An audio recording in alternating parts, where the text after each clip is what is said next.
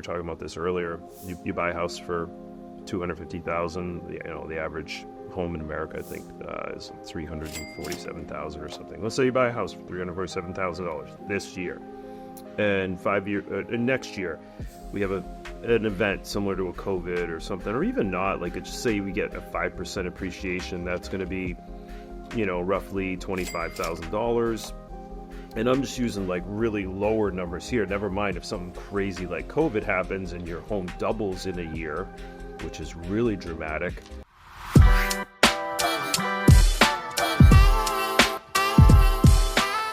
Hey, good morning.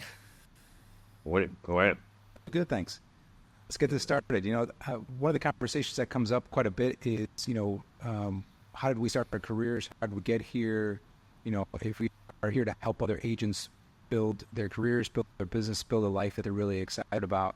I thought today we would share some of the things that have worked for us. How did we get here? Some of the decisions we made, some of the philosophies we have, and the space that we've been able to grow our business in, grow our lives in, whether it's regulatory or government or, just our immediate circles, what kind of everything from mentorship to government regulation to how to start a successful or run a successful real estate company, all those things kind of put together.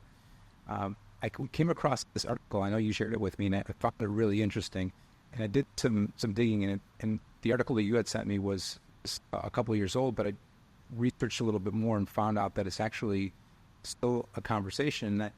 And although I think off camera we were chatting and we were thinking about, the unlikely nature of this actually coming through and happening, but it was still really kind of wild. And this idea of taxing unrealized capital gains and how any of that could possibly, and we'll put this up on the screen so you can see, maybe get some links. We'll actually put links in the show notes and in the description below so you guys can check it out. But and I'll put in both, some of the older link and the newer one. But what do you think of that concept? How in the world could the government try to, and I know it's far-fetched. We both think it's kind of far-fetched. Like the implementation, we're you and I were chatting about 2 or 3 steps further along. Like, how do they possibly, move it along? But the idea of the government coming into your pocket and saying, "Hey, listen, you bought this, whatever asset, it be real estate, stocks, whatever it is, whatever gains were typically, taxed for, but it's always after the fact. It's never,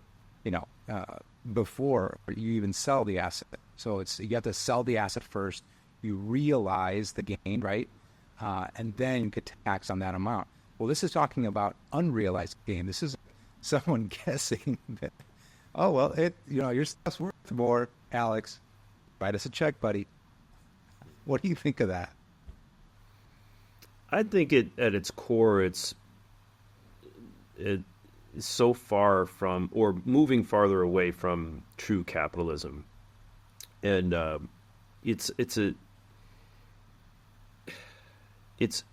in a way like disincentivizes both, almost a homeownership. Like just take it from first principle. Okay, like I think we were talking about this earlier. You buy a house for $250,000. The average home in America, I think, is $347,000 or something. Let's say you buy a house for $347,000 this year, and next year we have an event similar to a COVID or something, or even not. Like, just say we get a 5% appreciation. That's going to be, roughly $25,000.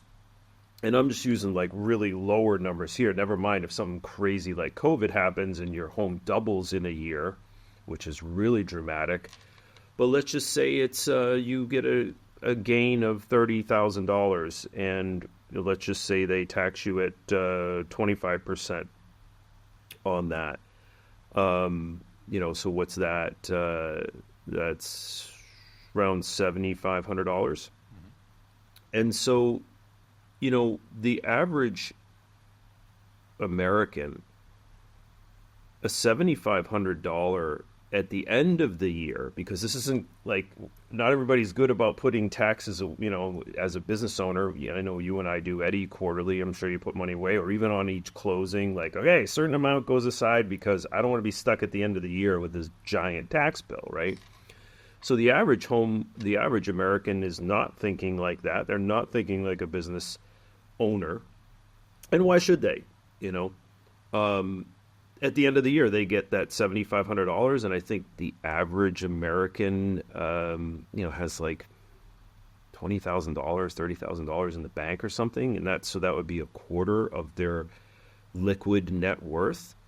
That would be pretty dramatic. That would have a very dramatic effect on people. And again, back to my ultimate point, it would almost disincentivize you to own a home in a way. So that's kind of the way I think about it from a very, very simple perspective. And I think that's what capitalism is about, is incentivizing people to invest either in themselves, their business, or a business, equities. And when you take that incentive out or you penalize people for that in a way, we go down a rabbit hole where that could go, Eddie. Well, you brought up an interesting point earlier too about, again, off camera, we were talking about this, and the idea that it makes it much easier then for the corporate entities, the Blackstones, if you will, of the industry, because they have the ability to maneuver through a lot of those things, even if they're subjected to the same rules, which they likely would be. Their ability to circumvent, probably too strong of a word, but certainly work within the rules to their benefit to lessen that tax penalty is above and beyond anything the average American would have access to or have the sophistication to be able to do. So that just furthers the opportunity for, a group like that, an investment group, a large investment group, to be able to weather that much better than the average American. What are your thoughts on that? Yeah, I think I would maybe modify the weather to actually prosper.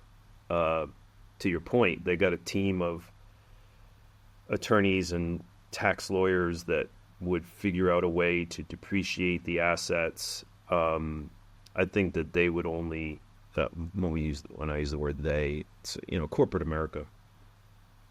To your point,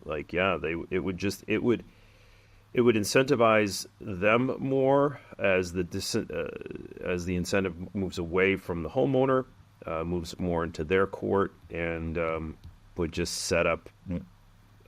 If I was to run it down the line, it would set up more of a renter nation, which I'm sure BlackRock would love, because they bought a lot of property after the '08 crash, right? As you know, because you did a bunch of REOs. I don't know if you did any packages. Yeah. For them or right, like big tranches. Just huge wholesale packages of hundreds of properties at a time, from one hand to another, essentially. And I think early on when I was doing that, to be frank, I was introduced to that concept, not to deviate the conversation too much, but I was introduced to that concept of that large packet wholesaling when all it's happening. Like I never fathomed or thought isn't just every transaction 1-to-1? It's like, I guess if you stop to ask me isn't this possible? I'd be like, yeah, I guess that's possible. Yeah. But to see it in real time happening, because everyone's just used to, you bought your house, you bought a house, or maybe you bought a couple, maybe you bought a condo or a building with 3 or 4 units in it. But the idea of rolling up hundreds of properties into one deal that transacted almost as easily and effortlessly as one house from Mr. Smith, Mr. and Mrs. Smith to Mr. and Mrs. Jones was really quite eye-opening, which now, makes really kind of a lot of sense in terms of why these large entities exist and how they operate, because they're doing this on the regular, every day, transacting these huge pools of properties. So I can see why there's that narrative about, there always is, right? The narrative of the giant coming in and crushing the little guy. That's always been a narrative, and it'll never end. It's baked into fairy tales, for goodness sake. So, that concept was really pretty interesting. But again, to see it in real life when I was, dealing with REOs at a time when that was the only real business to be had if you were in real estate, or at least a big majority of it. And I know you shared your story about how you kind of, got started and you were one of 20, and then there was only 2 of you in that room of 20 that left behind, or whatever the number is. It was a very unique time.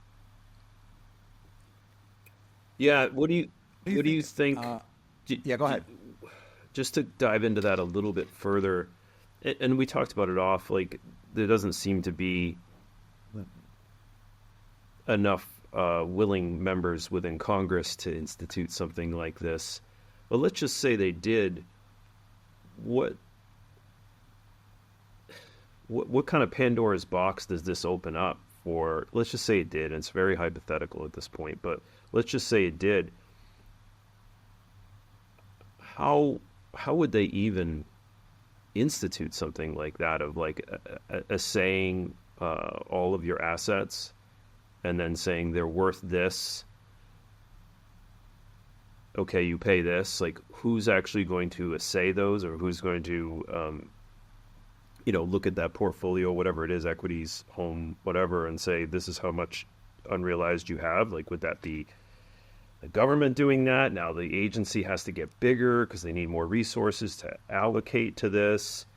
Would it just create more government? Is that kind of like the way that this goes? Or would they say it's the onus is on the consumer to look at their assets and do that? Which, again, back to that everyday person, like, oh my God, now I got to hire an accountant I got to hire a bookkeeper to look at all this. I got to hire somebody that understands assets and can look at it all. Like, what? Is this just laying the groundwork for more bureaucracy?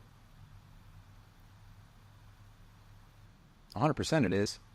But I see it twofold. And as I'm listening to you and you're asking that question, I think of the two ways. I think, yeah, it's unlikely that something like that could work, because you're going to have to create a brand new system to always keep track of what the values are, and you'd have to do it on the regular. Like, it's not like a yearly. It's almost like wouldn't be a yearly event. You'd almost have to keep track of everything throughout the year. But as I say that, also I'm thinking, how could they do that? You're asking, would they hire more people or hire more assets, whatever those assets are? And my immediate thought was, well, I think AI is going to get to a point where it just is going to do it for you. It's going to always it's just going to know. It's going to be able to, because that's what artificial intelligence is best at. And in my daily practice of using that technology, giving it data, like hard numbers and stuff, that tends to be its sweet spot, or at least right now. Its ability to really crunch numbers at a huge scale. So I think that's how it would probably happen. Right, there would be a system that says, you would just log into it. You would see what your tax consequence may or may not be coming up, based on all of that data being processed by an AI, and then you would just be like, oh, okay, that's my tax bill, I guess.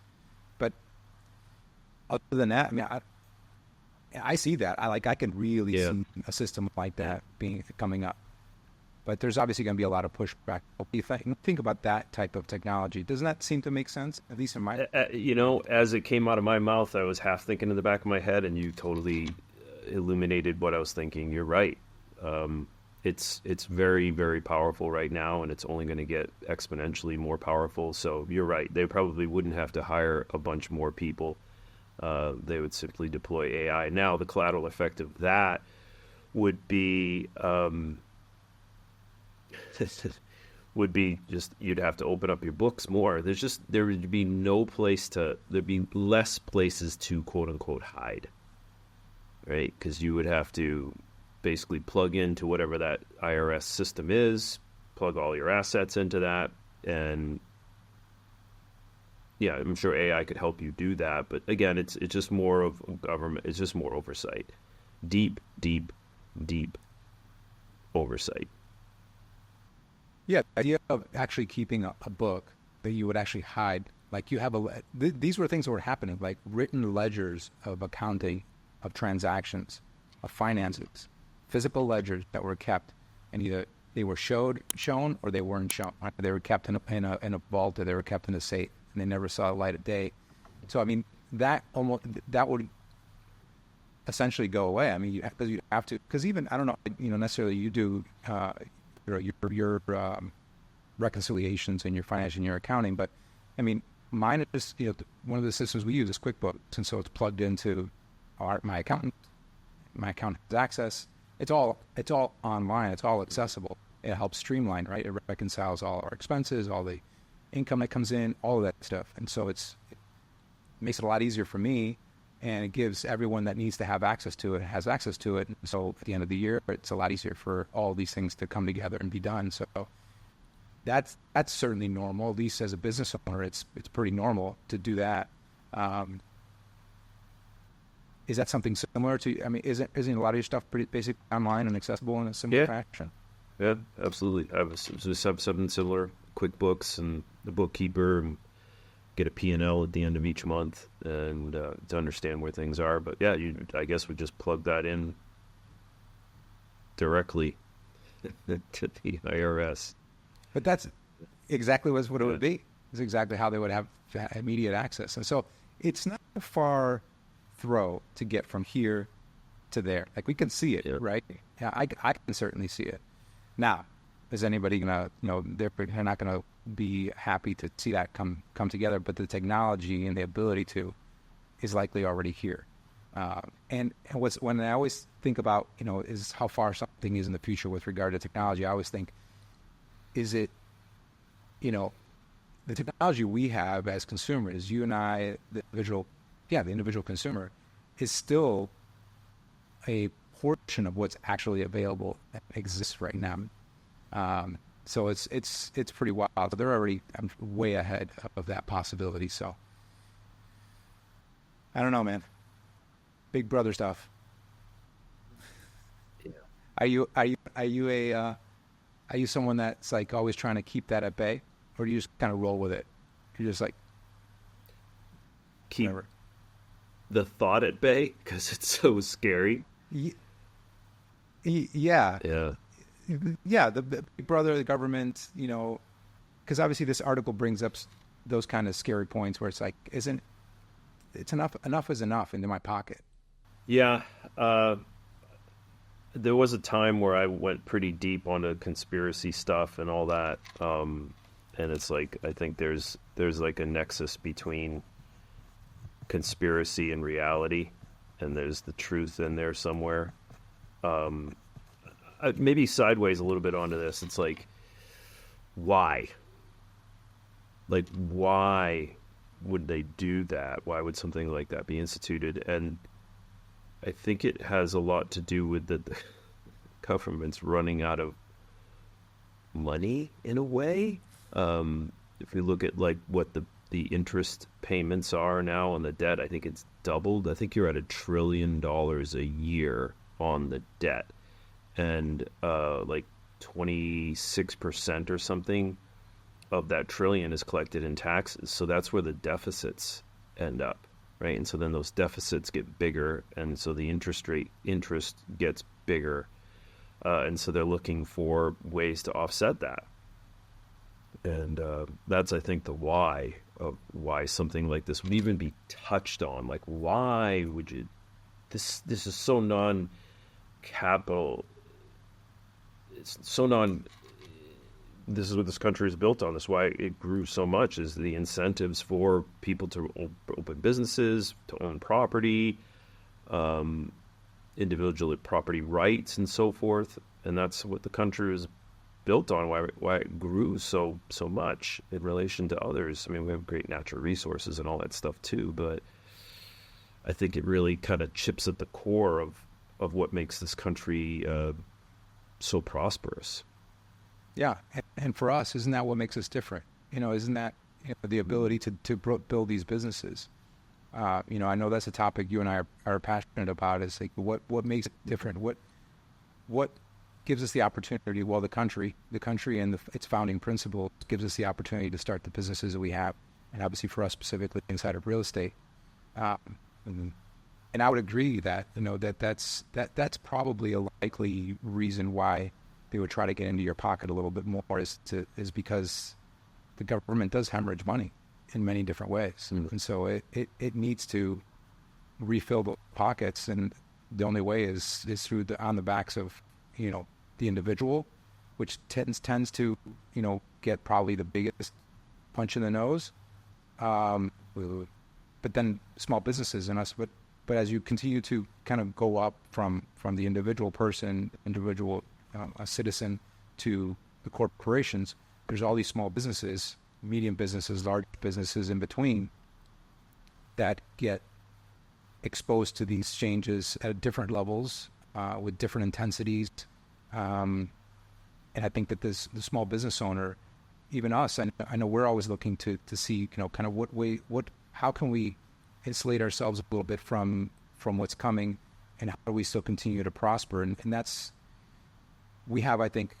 I believe that we have a little bit of an advantage over someone who maybe doesn't own a business, because of the fact that we own a business, we are responsible for educating ourselves to a slightly higher level, surrounding ourselves with people that know a little bit more than us. And so it just kind of, elevates you a bit. Have you seen that work its way through? I mean, do you feel like running a business in real estate, especially since a lot of the financial touch points are real estate, the cornerstone of our country? I mean, it just is. It is. So because we're in that industry, do you see yourself having certain advantages to knowing things from a different perspective in how you build your business and how you got where you are? I look at it kind of like wealth building and wealth preservation. So we kind of I think we talked about this in previous episodes, understanding, like, just in the real estate industry, we are, until you have a team, which is like a form of leverage within a business, you're a sole proprietor, right? So as a sole proprietor, you go in, you make the ice cream and so forth, but you're able to write off your car, your mileage, your accountant. You're able to write off so many of these expenses, for lack of a better term. So that's a big incentive. So so if you start to chip away at those incentives, again, it's like compensation drives behavior. We've talked about that before. So not that this is like, it's a direct compensation. If you're able to write off certain things, you're able to keep more of that money. Or, hey, and everybody does it, man. I'm doing one. I'm going down to Costa Rica in a couple of weeks, and I'm going to be looking at property, and I'm going to be networking with some international agents down there. I'm able to write off the trip. Am I going to be doing business the whole time? No, but there's a component of that trip that is a business write-off. Now, I'm going to go jump in a hot spring and check out a volcano and probably go down to the beach and check that out. And so there's this, benefit that I get to do these cool things while I'm doing business, and it's a write-off. Whereas the person that's doesn't own a business and they go to Costa Rica, it's simply for fun, and now you can't write any of that off. So it's a direct expense. So, yeah, does that kind of illuminate it a little bit more, the thought? Yeah, there's just that concept of being able to, basically what we're doing is we're leveraging the current laws that exist that allow you to take certain benefits, deductions, etc. And all this means is that you're able to keep more money in your pocket, right, as a business, it's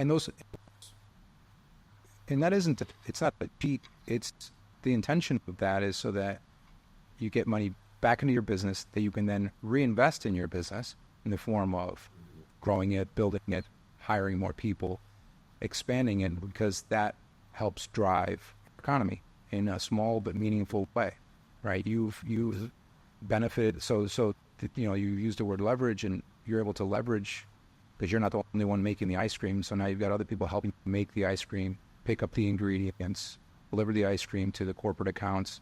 All of these things which allow your business to grow, and that is also foundational. So if we want to applaud something, that's something I would applaud, like the ability to support a entrepreneur who then decides to build a business, which then means that you're hiring people and you're putting money in their pockets, and they're buying real estate, and they're buying a home, they're raising their family, they're having kids, they're all of these. You're essentially, Alex is a seed, Eddie is a seed to growing other more prosperous endeavors with other people, and that's what you want. That's at least that's how I see things. Like, there should be mechanisms in place that support that encourage that, because the country just benefits. And at the end of the day, all these people are making more money, so there's more taxes to be had, and the government's happy, so they're incentivized to incentivize you, right? That's definitely. But back to one of your original points is that, do I think they're trying to also do that and be mindful of growing it because they need to bring money back into the system? It's also the case. Couldn't agree more. Couldn't agree more, man. All right, so let's kind of take this in a different direction, because we've talked about leveraging assets, tools, people to grow a business. And then as you do that, let's think about kind of where you and I are at this point too. Is the idea of starting to outside of that, right? So we've built a thing, we've built a system, we've built processes, we've built a business. And then when is it the right time? When do you see it? And I'd ask you this specifically, when did you start to see an exit strategy? Did you see it as you were building your business? Or did you see it like midway or last year? I mean, when did you start to really kind of see, I'm sensing my time to potentially, I built this great thing, you kind of look to the side, you're like, wow, I'm proud of what I've done here. When do you start to see your way out, and what triggered those thoughts, and what is your plan? That's a really good question. I often think about that podcast that you and I did months and months ago, where you talked about like the muddy middle. So much of life can be muddy, meaning like you're in the water and it's like unclear. But you get shades of like, oh, that thing goes by. I can kind of see that, but it's still a little murky. So I kind of always, I guess, let's talk about the beginning of where I first decided to get into real estate. And I was working on private yachts. I was working for very wealthy people. This realization that they were special in their own rights, as we all are. But what I realized, they weren't as special, or they didn't even have what I didn't even know, meaning I had never met really, really wealthy people, right? So then when I met wealthy people, I was like, oh, they're kind of just like me. And I would have regular conversations with them, and there wasn't anything like that I could pinpoint that was like really unique about them, other than a few things. First guy that I worked for told me his story, and in a nutshell, he started in a company that printed bingo cards, right? And he was just the guy that went in, and first he was cleaning and he was maintaining the machines, and then he started to get closer to the owner and started understanding what the business was. And then he's like, before I knew it, and this is the Len voice, Len Stewart, he passed away, bless his socks, but before I knew it, I had the keys to the place, Alex, and I was in there and I was running the place, and then the owner was getting old and he wanted to sell it to me, and I knew what it was, so he kind of like, he worked really hard. He was the first one in, he was the last one to leave as an employee, right? And then worked his way into understanding the business, and then took the business on and grew it from there, which is another really unique story, but I won't go down it. But that's kind of the idea, right? And so I was like, oh, okay, it's just like you work hard and you stay, and he's like, you got to stay with something. And my dad always said that. One of my other friends, Brian Morris, is like, if you look at like successful people, they stuck with one thing. You get so many of these get rich quick, or you should get into this, or you should get into that. It's the newest fad. And then if you do that, then you're always in that kind of modality of looking for the next thing that's going to make me rich or whatever. It's like, you need to stay in insurance, or you need to stay in real estate, or whatever that is, and learn. And then you can potentially grow a business within that environment. Or like, especially for selling insurance or that kind of thing, like it's a long game, right? You got to learn the product, and then you have to build up a book so that you get the reoccurring revenue, so that 10 years down the road you have mailbox money coming in. So for me, that was where and then I read Rich Dad Poor Dad, and I was like, bing, okay, you could do the write-offs and you got reoccurring revenue, and I just like that made it a little bit clearer through that muddy middle, that book. Then when I got, then I got into real estate, and it was like, oh, I thought just getting my real estate license. We talked about this. Everything's going to be great. I got my license. That was a tough part. It's like, that wasn't even the tough part. That was just like entry level tough. And then it gets like levels of tough, right? I would say then like the next big kind of moment, if you will, was I was in a mastermind because I was in real, and I don't know if I'd use the word successful, but I was making a living at it, right? Which to me was, okay, I'm not scrubbing boats. I'm actually making a living doing this. I was making more money than I'd ever made. Not that that was a lot, but especially 20 years ago, what a dollar was compared to now. But I went to a mastermind. It was with our group in EXP. It was Michael Reese and Jay Kinder, and it was kind of part of the reason I joined EXP, because I wanted to be around people that I just thought were the kind of people that I wanted to be around to help me grow. Coaches, teachers, my parents. These were the kind of influential people to help me grow in my life. And so I was in that mastermind, bro, and they were talking about getting out of production. And I had never even like thought about that. Or maybe I did, like, again, that was the muddy part, like, oh, a business, where it's that whole mailbox money thing and leverage. And we can maybe talk a little bit about what leverage is. But that was the first moment.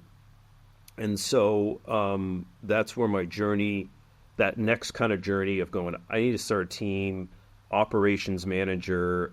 It opened up all of, like, when I saw this chart that they had up of some of the agents that had built teams and their organizations, and I was like, whoa. And then one thing up there was like operations manager. I was like, yeah, that's what I need as an operations manager, because I'm not an operations kind of guy. I'm not a granular person. That's our beloved Candace with our group. You got to have somebody like that. But I didn't even know that I had someone like that, but I was like, I want that. So it's like, then it illuminates the things that now, okay, I got to work on that. How do I figure that out?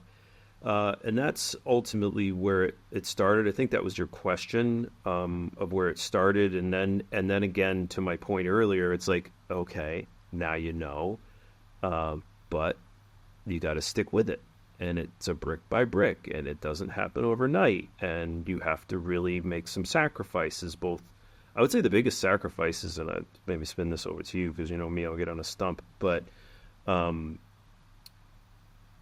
lost my train of thought there. And isn't it too?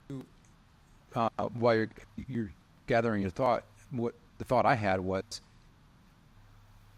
and it's not even the idea of growing your business as a real estate professional, and then transitioning into being a team leader.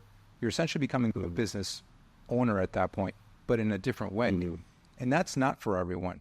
That's not necessarily something that everyone can be comfortable with, right? Because now, when it's just Alex getting up, putting his pants on, making his calls, showing houses, closing deals, signing contracts, that's one thing. When you start to say, well, I want to build a business, that encompasses a completely different set of skills where you need to acquire, hire, train, supervise, be responsible for a group of people that you weren't responsible before. You're creating a completely different business. So just because you and I took similar paths in that and got to a similar place doesn't mean that it didn't require a different set of skills, because it did.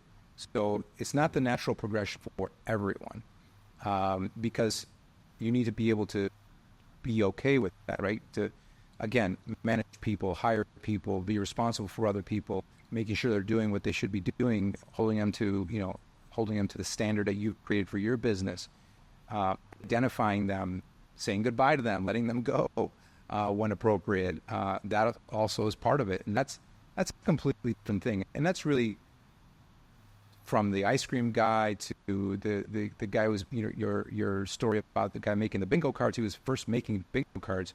That was completely different. His 9 to 5 of making bingo cards was completely different from when he was running a successful business. And that's not always the same person. It can be.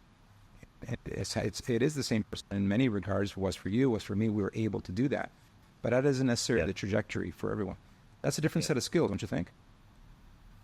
Yeah, thank you for you actually helped spark me. I remembered actually what I was bringing up there, and it's exactly what you brought up. And what is the sacrifice? You mentioned being a different person, and that the sacrifice is ego. That's a whole other conversation around ego. But I would say boiling ego down, one of the aspects of ego is I know, right? So when you get to a point where you think you know, there's nothing wrong with that. But it's like if you're not willing to learn something new, which is what you're talking about, that bingo card guy, okay, I know how to sweep the floors, but do I know how to read a P&L, right? So that transition of going from it's easy to sweep the floors, maybe the guy wanted the floor swept a certain way, and he had to put his ego aside to sweep the floors the way the owner wanted the floor swept.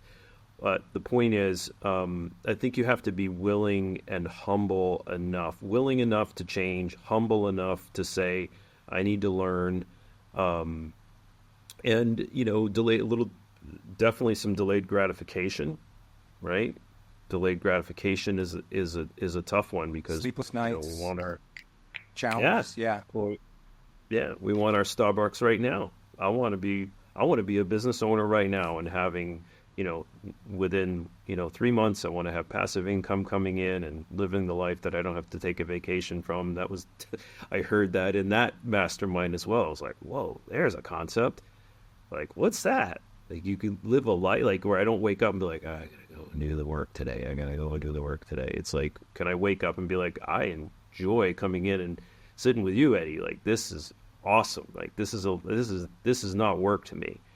Am I doing this all day? No, but I'm doing more of these kind of things than I was 5 years ago, for sure. Yeah, and that was part of our discussion when we first sat down and we decided to do this. We were both at a place where we were looking forward to being able to do this. Like we had a space for it in our head to want to do this and to also, in life and in business, be able to do it, like be able to dedicate the time, right? Because when you're in it, you're in the grind. It's difficult to peel yourself away and to be able to schedule something like this and that you genuinely want to do, and you kind of see the enjoyment in it, and you see its purpose too, because we've also shared kind of what our purpose is with the channel forces to continue to support, educate, and bring light to different, not only newsworthy topics, of course, but also specific strategies, share our experiences. Like, why should anybody listen to this? Well, it's because it's a couple of guys that have been in real estate for 20 years, built businesses, run teams, seen the ups and downs, and so there's likely some good nuggets in there that might be able to help them. We may say a thing or two things, and then be like, oh, I'm going through that. And so if we can shed a little light on that, I think for us, that's really been the effect that we wanted to have on others that are watching this. So, and now you're at a point where, and thankfully we both are, and again, this is kind of part of the journey, right? Is our idea of what the back half of our career, the latter half of this real estate career looks like. And I won't necessarily call it an exit strategy, but the transition out of what we've been doing to what we'd want to be doing. And that's kind of where we sit right now, right? That's kind of where we are. I know you're going on your trip. I'm going to Greece in next week, which we'll be shooting from there. So definitely keep an eye on that one. That'll be a fun one. The ability to be able to now do these things is great. It's the culmination of all that work. It's the culmination of all that, all that sweating and working and worrying and hiring and firing and building and losing and winning and surprises and both positive and negative. It's just like, yeah, we got here. And so it's the getting here, all the things that we've gone through. That's basically the show, right? This show is those 20 years. Everything that's happened inside those 20 years. And thankfully, we're both able to deliver that, I hope and believe, in a very unfiltered manner. So it's very practical and usable. That's how I see this continuing to go. But I mean, talk to me about kind of where you are now and how you see these next handful of years, and get into as specific as you want in terms of kind of how you see these next 3 years in terms of your business and your time to yourself, your time with your family, and time for the things that you've been adding to that bucket list as you've been growing your business. Of, man, when I get here, I'm going to do X, Y, and Z. What does that look like for you living up? I'd like to talk about the future, but I want to maybe dive back a little bit into the past. And I'm going to say it again. If people out there haven't read Rich Dad, Poor Dad, there are a lot of business books out there. There's all kinds of stuff to read that's great stuff. I think just from this, and I read Rich Dad, Poor Dad again about a year and a half ago, and the cash flow quadrant really illuminates, I think, what we're talking about here. And it also dovetails into a concept that I was reading Naval's. We mentioned it a little bit off here. If anybody has ever heard of Naval Ravikant, was a legend in Silicon Valley, and he was talking about leverage.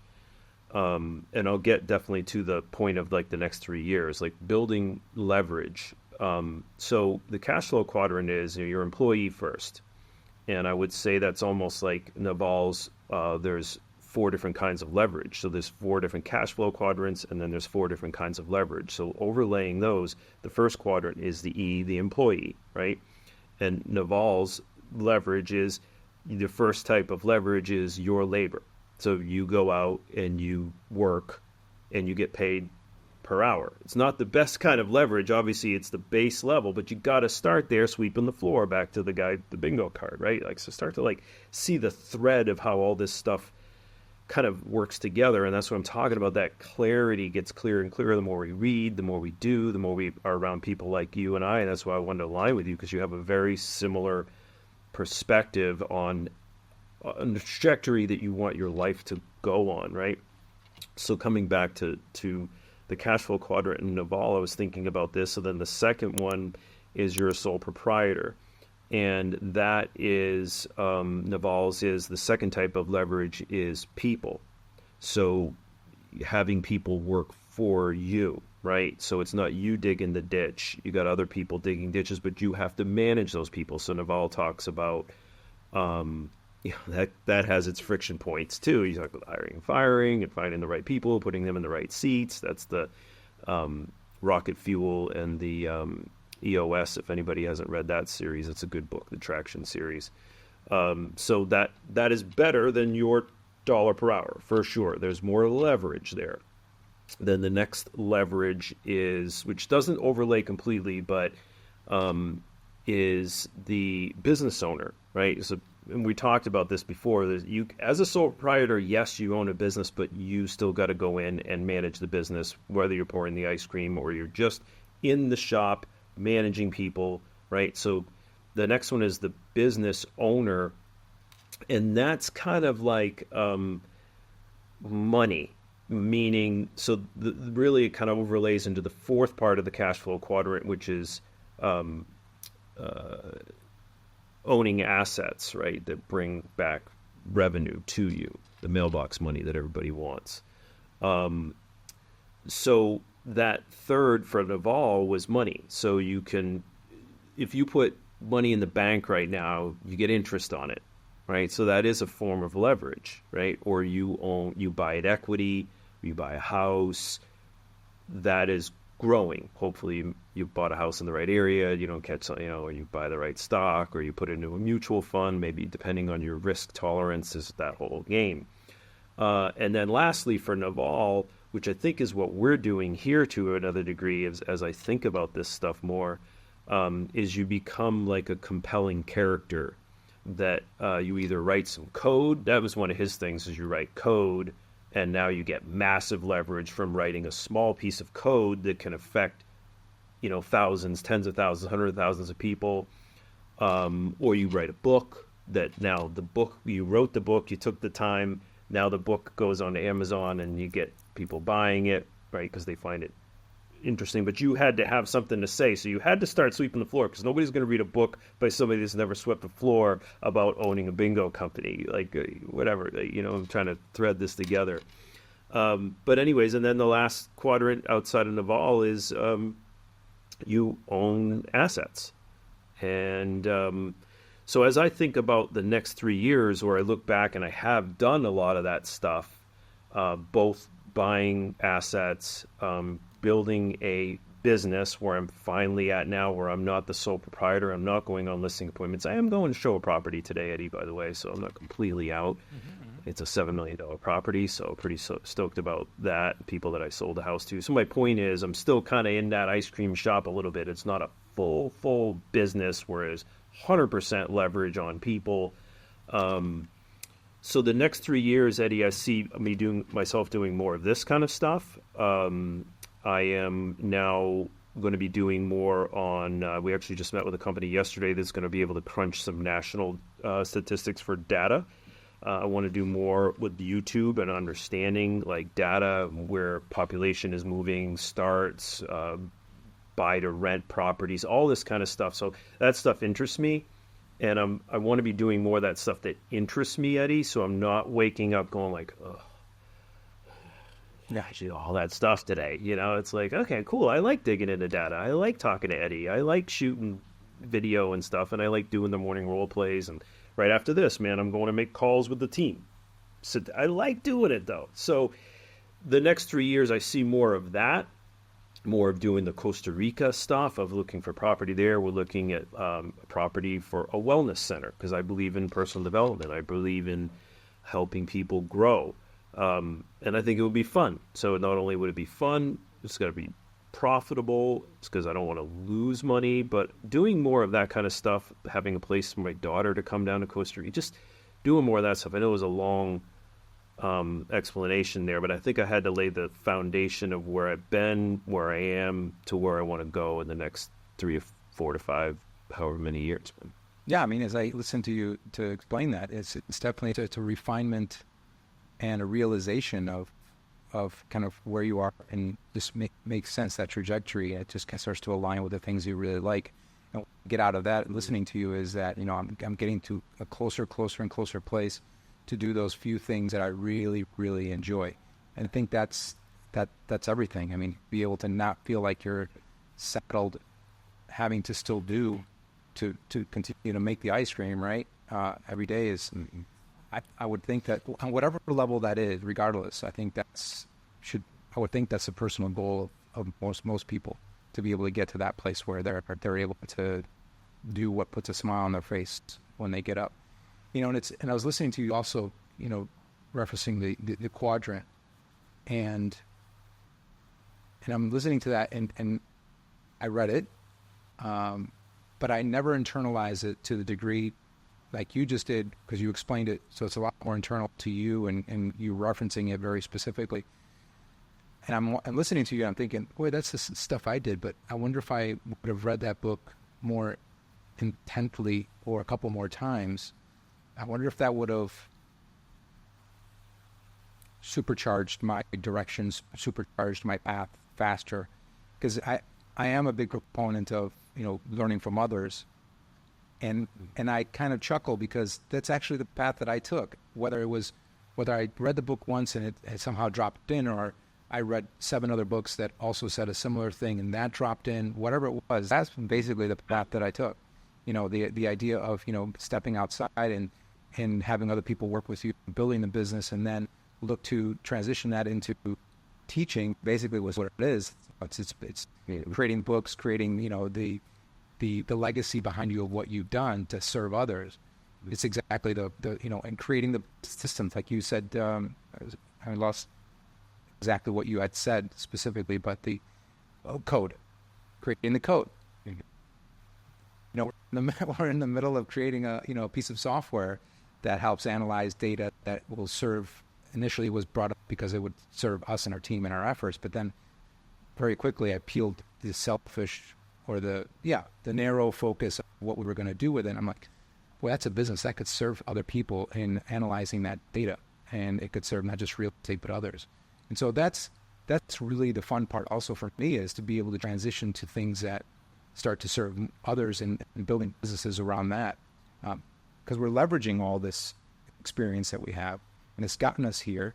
And then how do you then use it to A, help others, but B, give that life that you're describing, which is the ability to go off and go to Costa Rica, for us going to Mexico and, looking for other places to buy there. So we have a place there, be closer to family, do and see and smell and taste different things. I think that's always important, and have another place for people to come, dear friends and family to come and spend time together.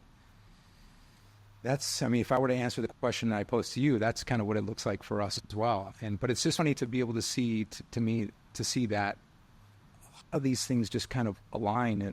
And I think that's why, I know that's why I spend so much time trying to share with my daughters, is because I'm trying to be that book for them. I'm trying to hit them at the right time with the right knowledge at the right time when they need it most, to serve them the most. So I'm trying to be that book. And because I'm their dad, and I know them, so well, that I'm able to provide that, I feel like, most accurately when they need it. So it's for anybody watching and listening, it's just the idea of continuing to nurture your brain from books, resources, other people, mentors. We talked about mentors here on the show. And so all of those things, to be able to feed you, to help you align your path, and hopefully avoid some of the hurdles, avoid some of the difficulties that life is undoubtedly going to throw at you, both personally and professionally. I think that's also, again, a spirit of what we're trying to do here. Yeah, I like what you said about teaching others. I think if you don't have, I think that's where a lot of like midlife, and I read a book about it, kind of like defining the midlife crisis. We talked about it in our podcast there. I'm going to think about the name in a second. But like, if you don't have, even outside the context of that, if you don't have a bigger vision, meaning maybe your vision, or maybe it was just, hey, I want to get into real estate and I want to be able to make this a living, and that's fine. And you will get there if you learn more and grow more and put time in. Back to the sweeping the floor. If you put the time in over time, it will happen. You will, if you really dedicate to it, you can do it. However, if you don't have a bigger vision past that, you're obviously not going to achieve it. Well, you're going to just stumble into it? No, you have to have some kind of idea of where I'm going, a goal. So I would say, kind of coming back to the teaching, if you don't have that kind of next, I really do think, Eddie, and this I think where we align a lot in this, is passing this on. We would love to partner with people. We think that the company that we're in sets somebody up for the work that they do, to get the most out of that work that they do. I mean, we'll talk about that more here when we have time on another episode. But that teaching part, Eddie, I think that's where a lot of people, they get to that midlife crisis of maybe they've made a lot of money, or maybe they've made enough money, or whatever that may be to each individual. If you don't have a higher purpose than simply making money, that's where I think a lot of people have those midlife crises. They break down. It's like, what's it all for? I thought once I was here, I would be happy. I thought I'd be complete. I thought I'd be content, and I'm not. And that's, I've heard even from I've read some stuff from some really wealthy people, man, that like, it's almost worse when you get there to have all of that money and you realize you're not happy. At least before you didn't have the money, you thought there was a way to happiness. Yeah. You get there and you're like, no. Yeah, you didn't know. And then it's like, holy shit, like, where's the hope? Like, and then there's the breakdown, because if you don't have any purpose past the grind, and you don't like the grind anymore or whatever, or maybe you don't even have to grind anymore, but you're not happy. Like, what does everybody really want? They want to be happy. at their core. I think if you ask most people, some of them might say they want money, but they think that the money will bring the happiness. Again, until you get to that point where you've got it all and you're like, holy shit, I'm not happy. Yeah, I think fortunately, I don't think either one of us kind of went through that. I think we're pretty mindful and thoughtful enough of that I think both of us, and I think I'm comfortable speaking for you too, is that you were conscious enough and thoughtful enough to know that, okay, that the money at the end, yes, that might have been the initial motivation to provide for, to have, to do all these kinds of things that money does allow, but it's like I think we're astute enough to know that can't be the sole answer. I've got to find something else that is beyond that, because I can see that my path is going to get me there. I can see the financials behind it. I can see the mechanic of it growing. I can see it all coming together and reaching X. But at least, for me, I was like, what's on the back end of that? Because you can't take any. As the saying goes, you can't take any of this with you. None of this can go. It's all going to be left behind. And so what did I really accomplish? Well, I'll close my eyes for the last time. I'll be like, man, I really did a lot for others. Yeah. I mean, that's it. And I know we've kind of went really kind of high level in some of this discussion today, but I'd hopefully for the next episode we could start to peel it back and get really tactical about what it takes to build that brokerage. It was actually something that we alluded to in a previous conversation, and like the AI nerd that I am, and I told you, I said this, I ran the transcript through, and I said, hey, ChatGPT, tell me those couple, 2-3 things that that we talked about, that we'd said we would bring up in future conversations. So what do you think? Are you up for talking a little bit more of the tactical, building the brokerage, building a team, and if it's right for you? What do you think about that topic? Yeah, I 100% align with that, man. But I think this conversation was very important to lay the foundation of how we see it. Maybe laying out, there was a tactical side and a practical side of just how to macro look at it, right? The quadrants, leverage, we touched on that a little bit, and I super look forward to getting into, like, you want to start a team, you want to get leverage, you want to create a life that you don't have to take a vacation from. This is not two guys who are pontificating about how that's done. Like, we've done it.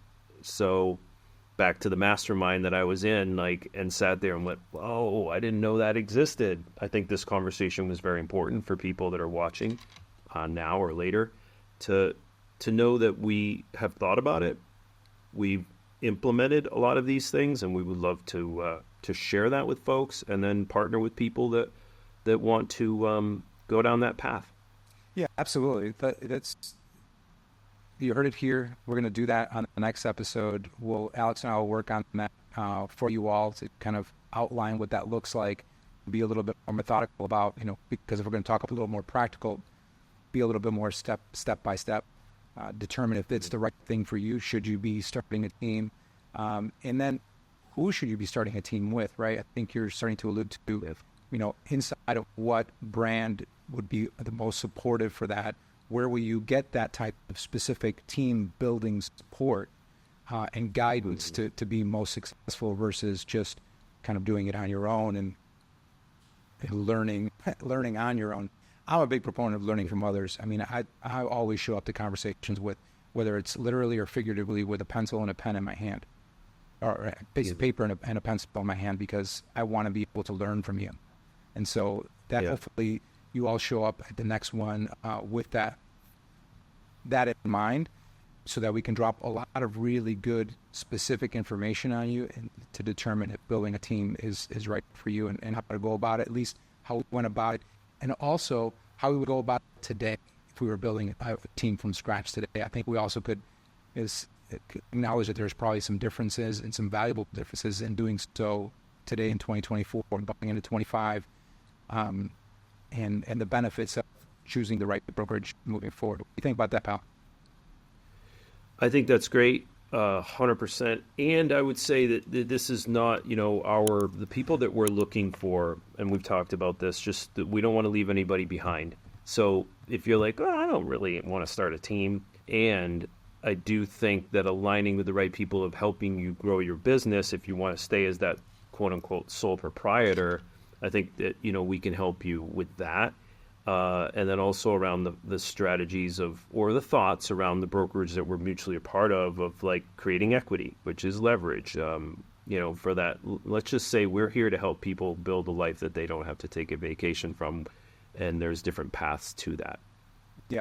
And the XP brand certainly helps you leverage those things and create a lot of those leverage points inside your life, inside the brand. So thanks, brother. Always a pleasure, my man. Thank you all for watching. And remember, if you like content like this, where a couple of guys with a lot of gray hair like to share what we've been through, what we've, both positive and negative, and, so that you can glean some of this information and build your business. And most importantly, like in this conversation, build a life that you're really looking to achieve. We'd love for you to subscribe and join us on this journey. So until next time, have a wonderful day, and we'll see you soon. Thanks, man.